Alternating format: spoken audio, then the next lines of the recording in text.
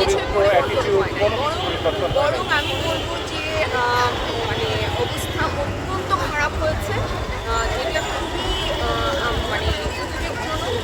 এই ধরনের সিচুয়েশন, মানে আপনি রাস্তা দিয়ে হাঁটতে পারবেন না, আপনাকে গুলি করে মেরে ফেলবে, আপনি বাসায় থাকতে পারবেন না, আপনাকে জ্বালায় দিবে আগুন দিয়ে, আপনি আপনার মত প্রকাশ করতে পারবেন না, আপনাকে মেরে ফেলে সেই লাশটাকে জ্বালিয়ে দেওয়া হচ্ছে এবং সেটা নিয়ে মানুষ উল্লাস করছে। এর চেয়ে মানে জঘন্য, এর চেয়ে হীন কোনো দৃশ্য আমি আমার দেখা হয়নি। এবং জুলাইয়ের অভ্যুত্থানের পরবর্তীতেও যে ধরনের সহিংসতা হয়েছে, পুলিশের উপর আক্রমণ হয়েছে, ৩২ নম্বর ভেঙেছে, প্রত্যেকটা জিনিসেরই আমি আসলে তীব্রভাবে নিন্দা জানাই। এগুলো করা কোনো মানে যুক্তিযুক্ত কারণই নাই আমি মনে করি।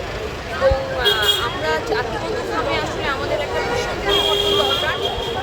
আমি আশা করব পরবর্তীতে যে সরকার আসবে তারা স্পেসিফিকভাবে মানুষের মানসিক যে বিকাশ, মানসিক গঠন, এইটার উপরে বেশি ফোকাস করবে। কারণ আমার কাছে মনে হয় যে একজন মানুষ যদি ভালো মানুষ হিসেবে বেড়ে উঠতে পারে, তাহলে আমাদের মধ্যে যে বিভেদ, হানাহানি, এগুলো অনেকাংশে কমে যাবে।